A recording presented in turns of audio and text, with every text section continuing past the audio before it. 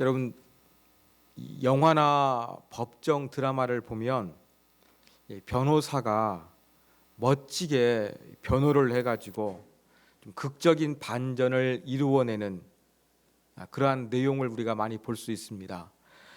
저도 기억에 남는 영화를 생각해 보니까 조금은 오래되었습니다만 변호인이라는 영화가 있었습니다. 1980년대 부산에서 활동했던 한 인권 변호사의 이야기를 다루는 내용을 재미있게 봤던 그러한 기억이 있습니다. 오늘 본문의 내용을 보면 바울이 마치 이렇게 변호사와 같은 그러한 모습을 보여주고 있습니다. 세상은 우리 그리스도인들을 가만히 내버려 두지 않습니다. 우리가 하나님을 열심히 믿으려고 하지만 타락한 우리가 스스로 범죄하기도 하고, 또 세상은 우리를 유혹하고 때로는 우리를 핍박하면서 하나님에 대한 믿음이 약해지도록, 끊어지도록 그렇게 온갖 유혹을 펼치고 있습니다. 그래서 세상은 우리 그리스도인을 향해서 못됐네, 안 됐네, 별스럽네, 이러한 이야기를 많이 합니다. 우리가 믿음으로 살기를 비웃고 조롱하며 멸시하며 하나님으로부터 분리하려고 합니다. 또 공중의 권세 잡은 자, 이 사탄 마귀는 어떻게든지 우리를 하나님의 사랑에서 끊고 하나님의 품 안에서 떼어내기 위해서 수단과 방법을 가리지가 않습니다.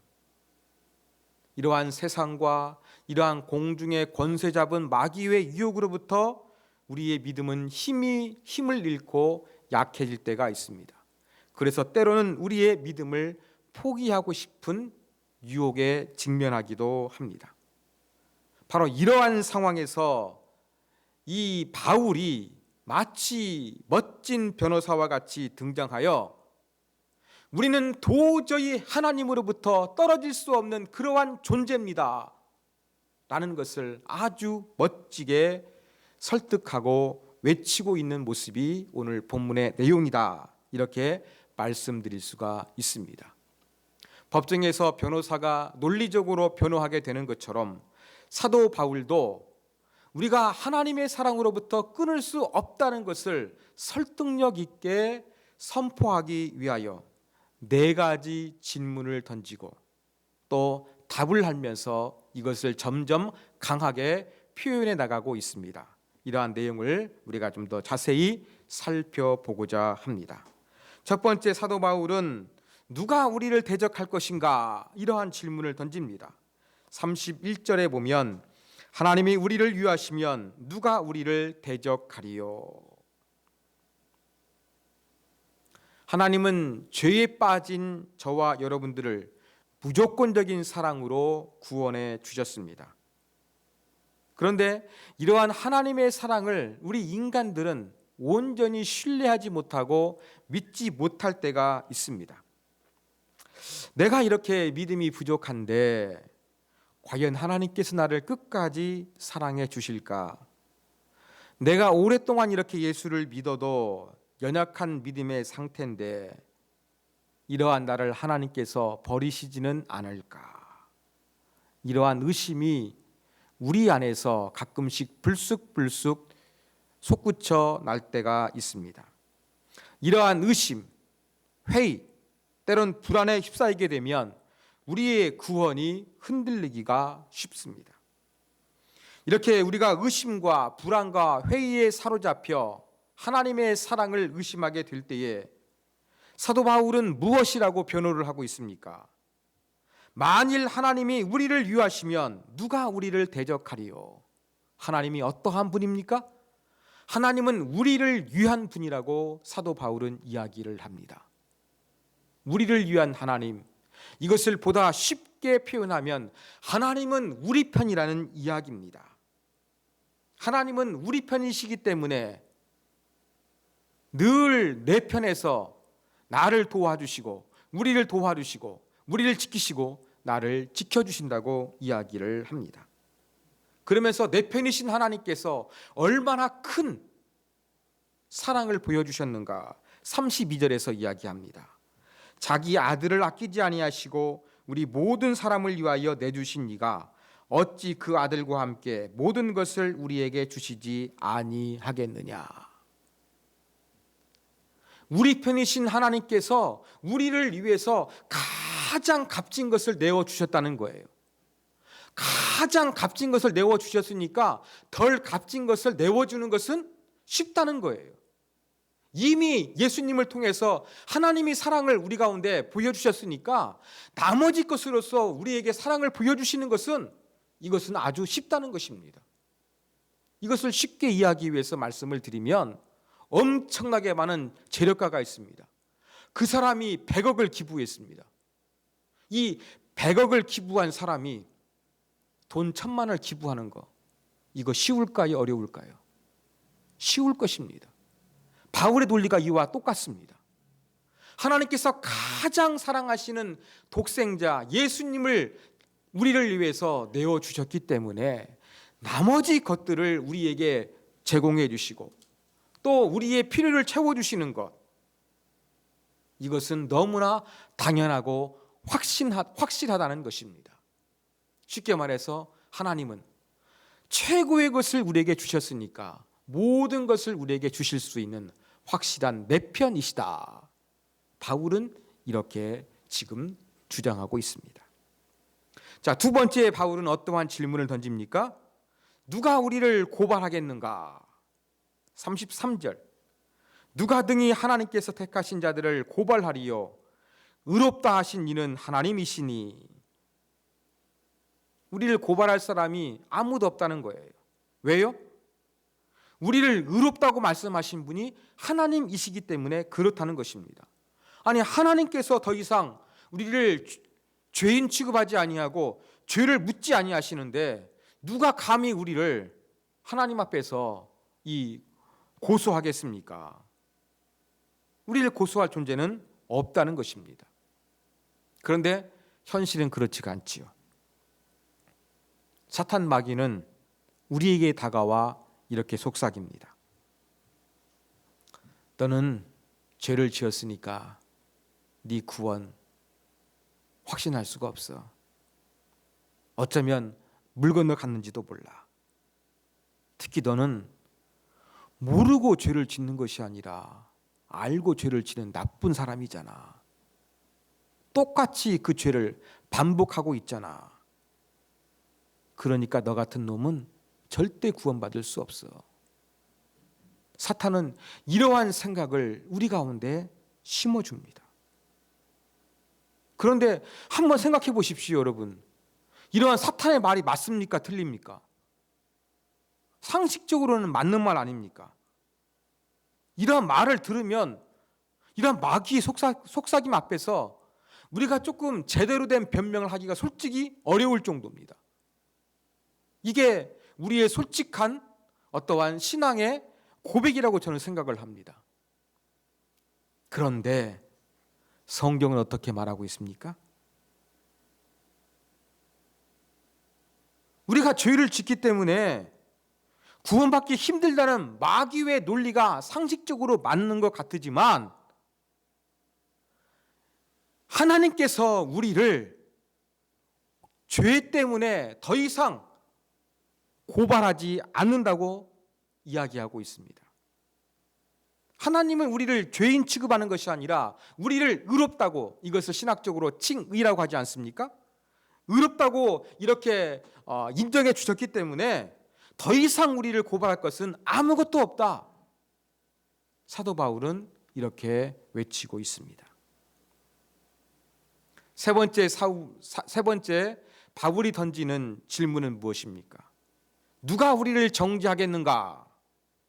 34절입니다. 누가 정죄하리요?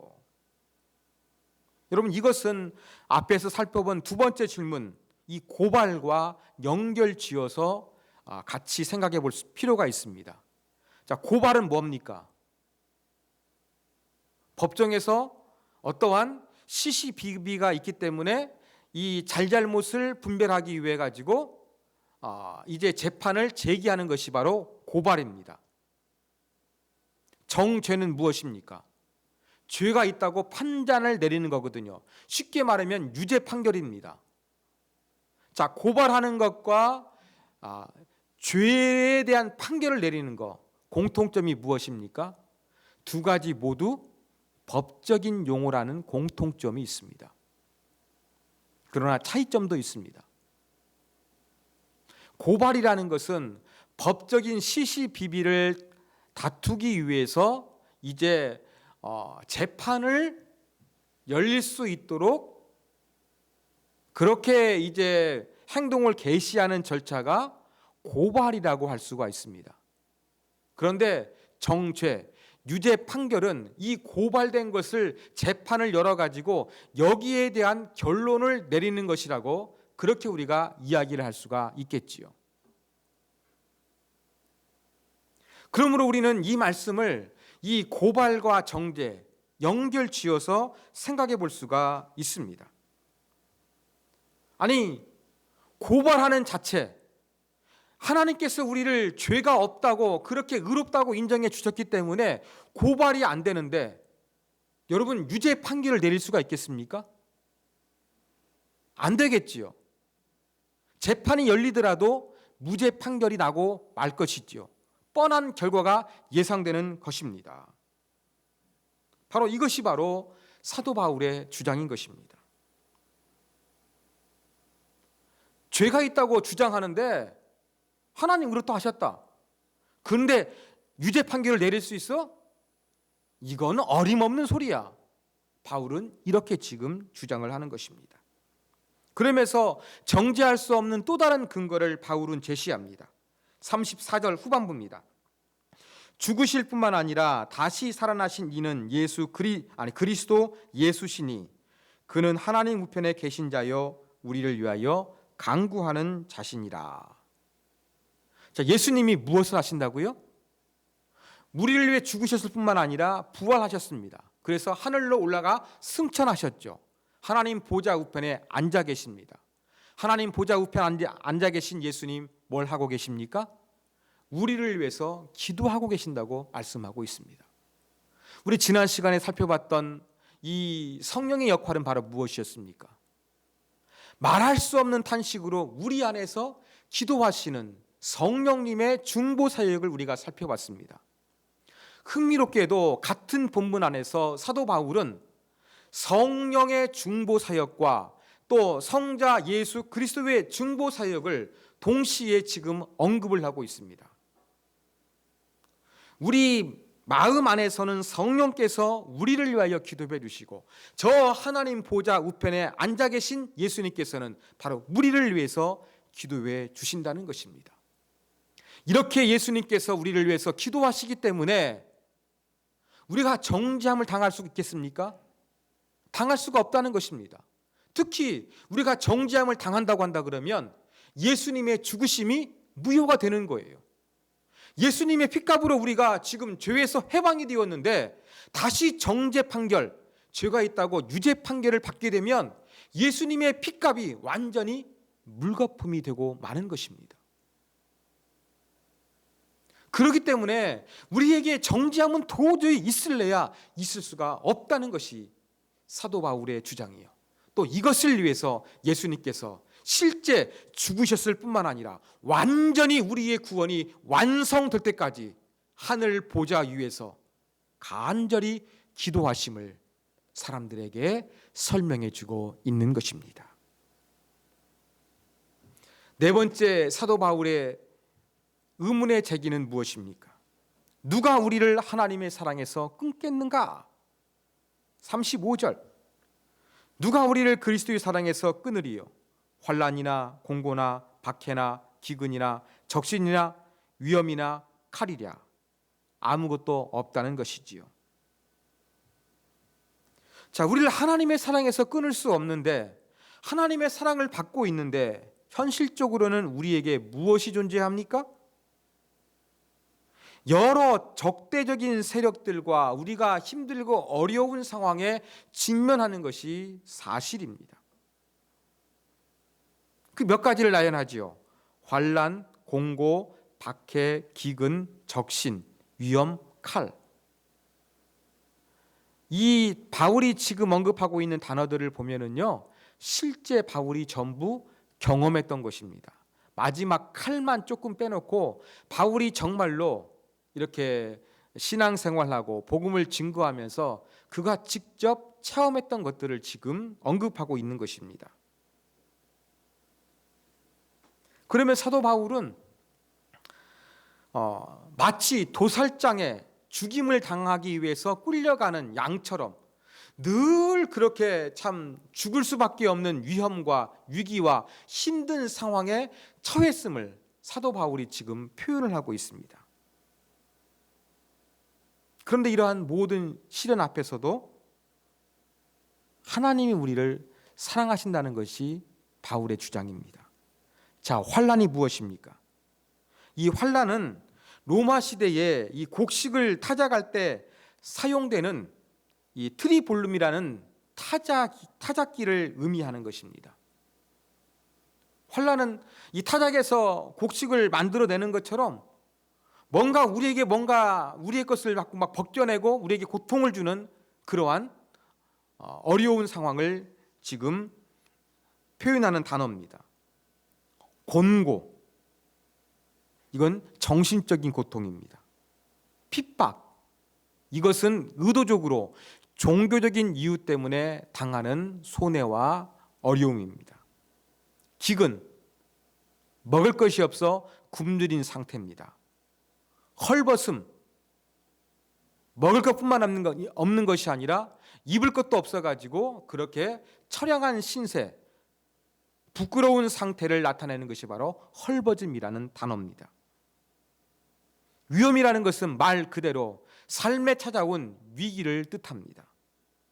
칼은 갑작스러운 죽음이나 무섭고 두려운 상황을 상징하는 것입니다. 자, 경제적으로, 정신적으로, 육체적으로, 영적으로 모든 면에서 이렇게 힘들고 어려운 것들이 우리를 찾아오게 하고 우리를 넘어뜨리게 하고 우리를 약하게 만들지만 이러한 것들이 우리를 하나님의 사랑에서 끊을 수가 없다는 것이 사도 바울의 주장입니다. 그러면서 사도 바울은 이렇게 외칩니다. 37절, 그러나 이 모든 일에 우리를 사랑하시는 이로 말미암아 우리가 어떻게 이긴다고요? 넉넉히 이기느니라, 이렇게 말씀하고 있습니다.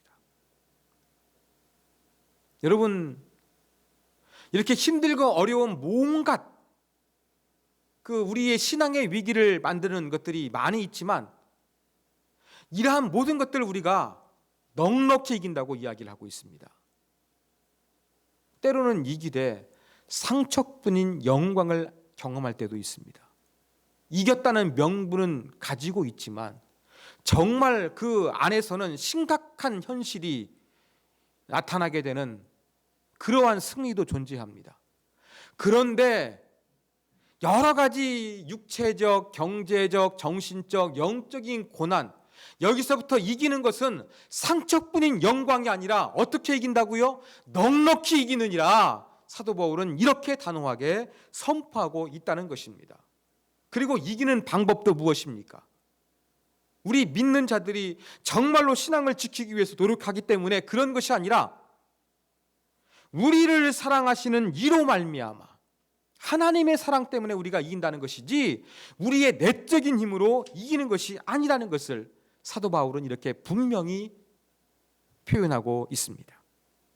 자, 우리는 지금 사도 바울이 법정에서 지금 공방을 펼치는 것처럼 그 네 가지 질문을 던졌습니다. 누가 우리를 대적할 것인가? 하나님이 우리 편이라는 것입니다. 누가 우리를 고발할 것인가? 하나님이 죄가 없다고 하니까 고발해도 무서울 게 없다는 것입니다. 누가 우리를 정죄할 것인가? 고발도 안 되는데 유죄 판결이 어떻게 납니까? 그럴 수가 없다는 것입니다. 하나님과 우리가 단절될 것인가? 그럴 수가 없다는 것이 사도 바울의 주장입니다. 자, 이 네 가지 질문을 통해서 지금 어떠한 것들이 이루어지고 있습니까? 대적하는 것, 그리고 이제 고발하는 것, 그리고 뭔가 죄의 형벌을 받게 하는 것, 그리고 완전히 뭔가 관계를 끊어버리게 하는 것, 점점점 강해져 가는 것들을 지금 사도 바울은 이야기를 하고 있습니다. 이렇게 하나님의 사랑으로부터 우리를 점점점 끊어지게 하고 하나님으로부터 멀어지게 하는 것들이 강하게 점점점 다가오고 있지만, 이러한 가운데서 우리는 넉넉하게 하나님의 사랑 때문에 이길 수밖에 없다. 이것이 바로 사도 바울의 주장인 것입니다. 누가 우리를 대적하리요? 누가 우리를 고발하리요? 누가 우리를 죄가 있다고 정죄하리요? 누가 우리를 그리스도의 사랑에서 끊으리요? 이것은 역설적으로 보면 우리에게 힘을 주는 말씀입니다. 우리에게 위로가 되는 말씀입니다. 우리가 걱정할 필요가 하나도 없다는 것을 확실하게 보여주는 말씀인 것입니다. 그러므로 우리는 하나님으로부터 끊을 수 없는 이 놀라운 사랑을 다시 한번 저와 여러분이 확신하기를 원합니다. 아까 말씀드린 것처럼 하나님은 우리 편이시고 우리를 위해 가지고 가장 아끼는 것 예수 그리스도까지 우리를 내어주셨기 때문에 하나님의 사랑은 단순한 감정이고 말장난이 아니라 실제적으로 보여주셨기 때문에 하나님은 우리와 함께 하십니다. 그래서 우리는 하나님의 사랑으로부터 분리될 수 없는, 끊어질 수 없는, 단절될 수 없는 하나님과 확실히 연결된 존재임을 우리는 분명히 인식해야 되겠습니다. 사도 바울은 제가 설교 서두에서 말씀드렸던 것처럼 멋진 변호사와 같습니다. 우리가 살다 보면 신앙적인 것 때문에 힘들고 어려운 가운데 직면하는데 누가 우리를 대적하리요? 하나님은 우리 편이시다. 누가 우리를 고발할 것인가? 하나님이 우리를 의롭다고 하셨으니까 고발 자체가 성립되지 않는다. 누가 우리를 정죄하느냐? 고발도 안 되는데 정죄는 얼토당토 않다. 정죄당하는 것은 예수님의 보혈을 부혈로 만드는 것이기 때문에 절대 불가능한 것이다. 하나님의 사랑에서 우리를 끊을 것인가? 육체적, 정신적, 종교적, 영적 모든 고통이 찾아올지라도 이 모든 것들을 끊을 수가 없다는 것을 사도 바울은 그렇게 설득력 있게 외치고 있습니다. 그러면서 법정에서 이제 마지막 최종 변론하는 것처럼 사도 바울은 38절과 39절에서 이렇게 말씀하고 있습니다. 자, 화면을 보시고 다 같이 읽겠습니다. 읽습니다. 내가 확신하노니 사망이나 생명이나 천사들이나 권세자들이나 현재일이나 장래일이나 능력이나 높음이나 깊음이나 다른 어떤 피조물이라도 우리를 우리 주 예수 그리스도 안에 있는 하나님의 사랑에서 끊을 수 없느니라. 아멘. 자, 여기에 보면은 서로 좀 대조를 이룰 수 있는 쌍이 네 가지가 등장하고 있습니다. 사망과 생명, 천사들과 권세, 장래일과 현재일, 그리고 마지막 보면 능력이나 높음이나 깊음, 이게 등장하는데 앞에 있는 세 쌍은 우리가 이해하기 쉬운데 좀 마지막이 조금 이해하기 어렵습니다. 그런데 이것은 조금 이 모든 하나님의 피조 세계를 이해하는 것으로 생각하시면 되겠습니다. 능력이나 높고 깊은 것, 그러니까 모든 피조 세계를 표현하는 것이나 능력, 이것을 의미하는 것으로 그렇게 쉽게 정리해 보시면 되겠습니다. 자, 그런데 이 네 개의 쌍을 이루는 것들이 다 어떤 것들이라고요? 다른 어떤 피조물이라도. 그러니까 지금 네 개의 쌍을 이루고 있는 것들을 언급했는데 이것이 전부 다 하나님의 피조물이고 그 외에 다른 피조물이라도 우리를 하나님의 사랑에서 끊을 수는 있는 것은 아무것도 없다. 이것이 바로 사도 바울의 최종 선언인 것입니다. 여러분, 이 기독교에서 믿음이 정말로 중요합니다. 그렇죠. 흔들리지 않는 반석 같은 믿음이 중요합니다. 그러나 이 믿음 이전에 더 중요한 게 있습니다. 그게 바로 무엇입니까? 그것은 하나님에 대한 사랑입니다. 하나님의 사랑입니다. 하나님에 대한 사랑이 아니라 우리를 사랑하시는 하나님의 사랑인 것입니다. 이 하나님의 사랑, 끊을 수가 없다. 이 사도 바울에게는 아주 강렬한, 도저히 흔들 수 없는 확신으로 자리 잡고 있었습니다. 우리에게도 이러한 사랑이 있어야 되겠습니다. 사랑하는 여러분, 나는 하나님으로부터 도저히 끊을 수 없는 존재다. 하나님이 세우신 교회, 하나님의 성도들은 도저히 하나님의 능력으로부터 벗어날 수 없는 존재다. 여러분, 이것을 믿으십니까? 여기에 대한 아멘이 확신해야 될 것입니다. 우리가 직면한 현실, 힘들고 어려울 수 있습니다. 개인적인 현실이나 교회가 직면한 현실, 기독교가 직면한 현실은 어렵고 힘들 수가 있습니다. 그러나 이러한 어렵고 힘든 현실 가운데서 우리가 붙잡아야 될 것은 무엇입니까? 현실이 아니라 우리 편이신 하나님, 우리를 위해서 아낌없이 모든 것을 내어주신 그 하나님, 그 하나님을 바라보실 수 있는 저와 여러분이 되기를 원합니다. 그러면 사도 바울처럼 나와 하나님의 사랑으로부터 끊을 수 있는 것은 그 아무것도 없다는 것을 확실하고 담대하고 멋지게 선포할 수 있는 저와 여러분이 되기를 원합니다. 사랑하는 여러분, 현실적으로 힘들어지고 현실적으로 약해지면 우리는 환경의 지배를 받기가 쉽습니다. 그러나 이러한 환경의 지배를 받아야 되는 현실 속에서도 우리가 붙잡아야 될 것은 끊을 수 없는 하나님의 사랑입니다. 나를 포기치 아니하시는 하나님의 사랑, 나를 위해 아낌없이 내어주신 내 편이신 하나님의 사랑, 이 하나님을 생각하면서 힘들고 어려워도 소망을 가지시고 믿음으로 인내하며 힘차게 전진하시는 우리 모두가 되기를 주님의 이름으로 축원합니다.